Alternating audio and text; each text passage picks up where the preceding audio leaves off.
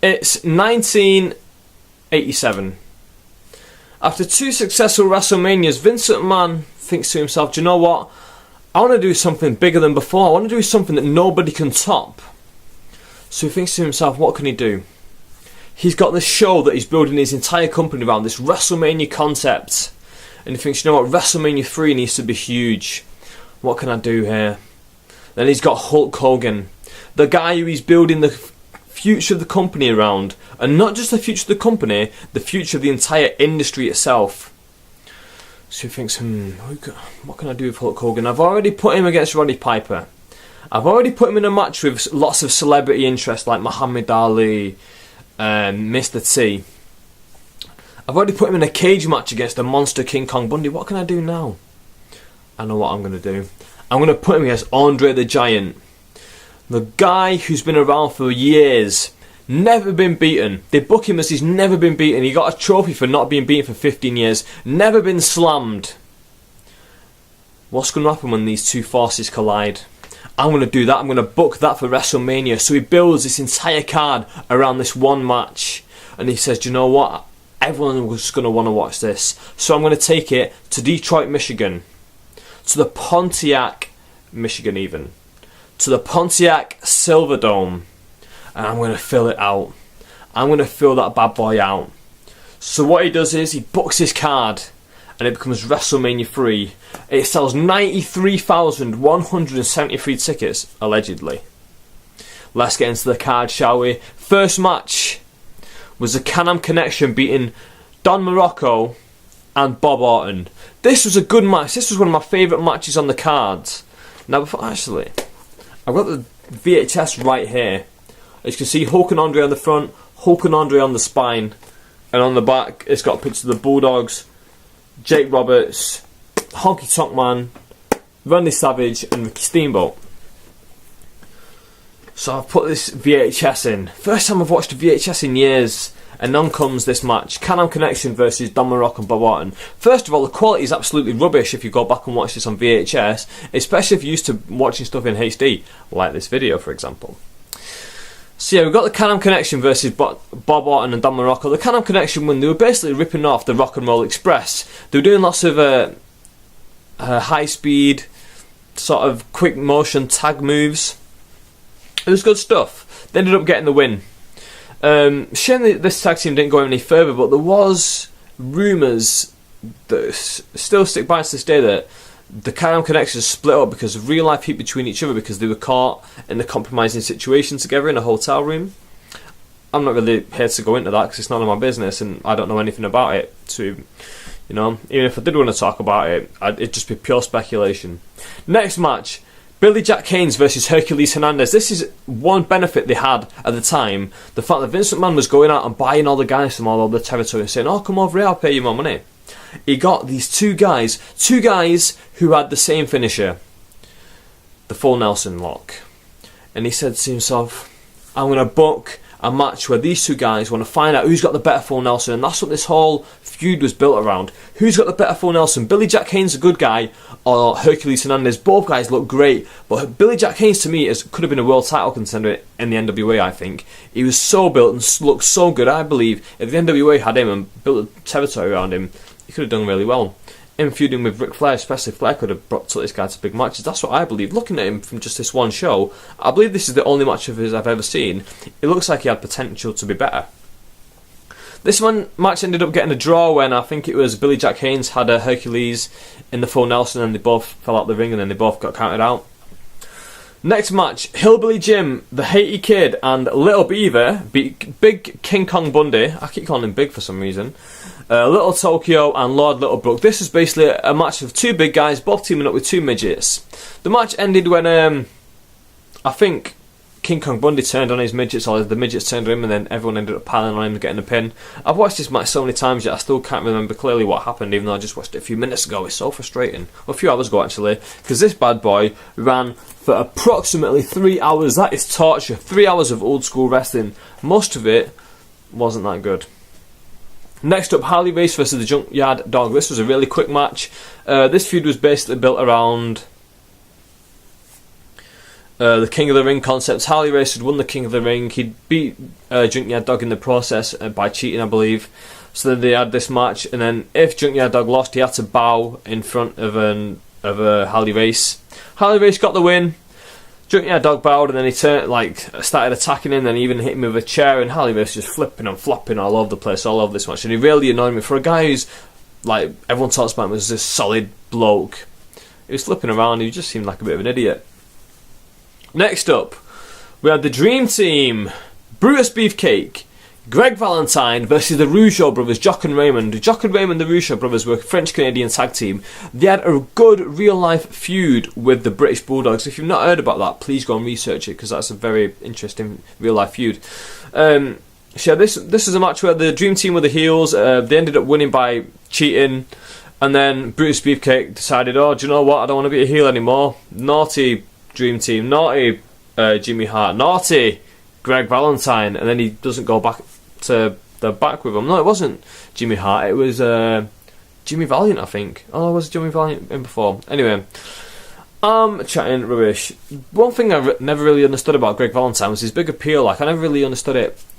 They always used to book him and used to talk about him as like, oh, he can go for hours, he can mess up for ages. That may be true, but to me, it just didn't really appeal to me. Now, I do respect him. Let me just say that.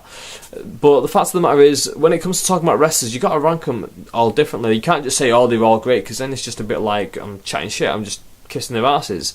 I do respect him, but the fact of the matter is, he's not that appealing to me. I never understood the appeal. Next up, we had Roddy Piper beating Adrian Adonis. Adrian Adonis was overweight. Roddy Piper was booked as this match is going to be his last ever match, and seeing as I knew it wasn't his last ever match, it really stopped me from being invested and really stopped my enjoyment of it, and this match wasn't that entertaining. Piper said he was going to shave the head of Adonis after the match, and that's what he did when he won. He had these big hedge trimmers, which Bruce Beefcake came out and decided to help him. I don't think he was booked as a barber at the time, but this is the first time he had those big clippers in his hand, and this might have been the start of that. So yeah, Adonis lost to Piper. Adonis was really overweight and quite sloppy, but he was a bit of a good seller. Piper, you know what he's like, and Piper got the win. Then we had the Hart Foundation, Bret Hart and Jim the Anvil Neidhart and Danny Davis taking on the British Bulldogs and Tito Santana. One thing before I talk about the matches, I think Tito Santana is one of the most underrated wrestlers of all time. Sorry, I'm talking really, really quickly. Let me slow it down for you lot. Tito Santana is one of the most underrated wrestlers of all time.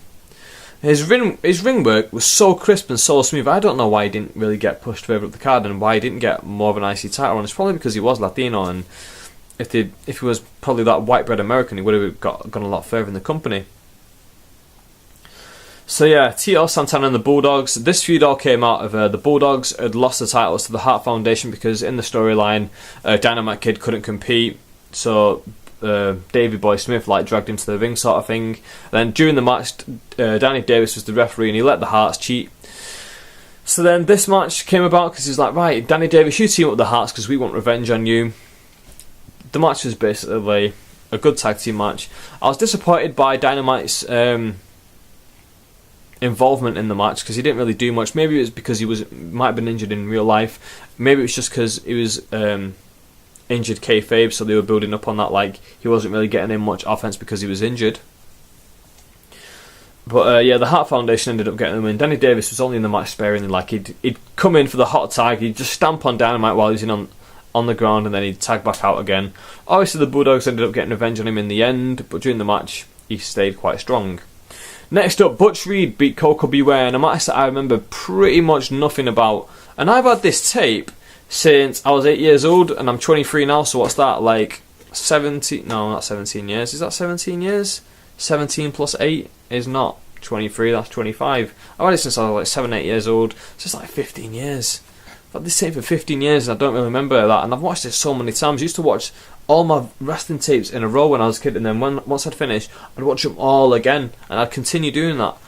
And yeah, I don't remember anything about this, so it must go to show how pretty much rubbish it was. Next up, we got Ricky Steamboat going for the IC title up against Macho Man Randy Savage. This match is talked about as one of the best WrestleMania matches of all time. Not just that, one of the best wrestling matches of all time. I myself Don't get the big deal about it. I think it's an above average match, don't get me wrong, but I don't think it's that good. It was okay for the time, I suppose, but really, in all honesty, it wasn't groundbreaking in my opinion. It wasn't amazing. Steamboat ended up getting the win. This feud was built around, they were supposed to have a match earlier on. Savage had attacked him and then chucked him onto the railing where he'd crushed his larynx. So then Steamboat was getting revenge, and he finally did get revenge, and he won the IC title in this match. But yeah, it was an okay match. A lot of people like to say it's one of the best of all time, though, and I don't really believe that. Next up, Honky Tonk Man beat Jake the Snake Roberts. Honky Tonk Man was being built up for the guy who would win the IC title afterwards off Ricky Steamboat, yeah. He'd beat Ricky Steamboat for the title later on, so I don't know why the IC title match went on before this. Maybe because they wanted to space it out a little bit before we got to the main event. Next up, we had the Sheik and Volkov beating the Killer Bees, and this is again a part of real life feud between B. Brian Blair and the Iron Sheik. Iron Sheik to this day will chat shit about B. Brian Blair every chance he gets. And Sheiky and Volkov got the win when Jim Duggan came in and hits Sheiky over the back with a 2x4. Again, real life heat. Duggan and Sheiky had been caught in the car smoking pot together. I think this was around the same time, maybe a bit after this.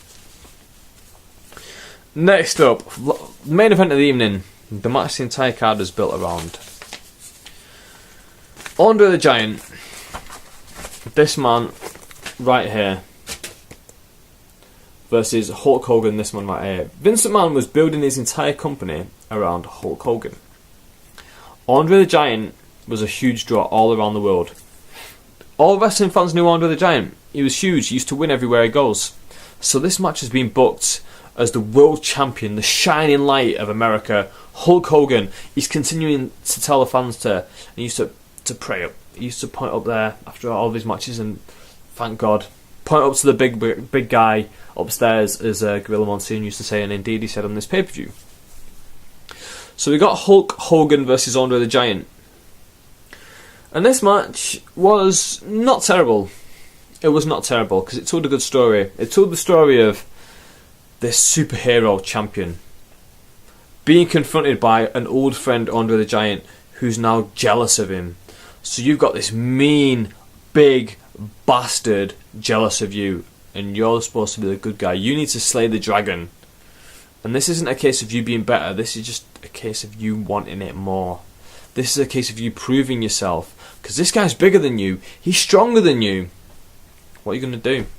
Hulk Hogan beats Andre the Giant. Hulk Hogan not only beats him, but Hulk Hogan slams Andre the Giant in the single most iconic image of all time in professional wrestling. Ladies and gentlemen, if you've not seen this match, I highly recommend that you go back and watch it. It will not blow your mind, I'll tell you that now, but it is hugely significant in the grand scheme of professional wrestling at this one moment where Hulk picks up Andre and he slams him. Fantastic stuff. Hulk Hogan gets the leg drop. Hulk Hogan gets the 1, 2, 3. Hulk Hogan remains your world champion. Now you guys, I want to know what you think of WrestleMania 3.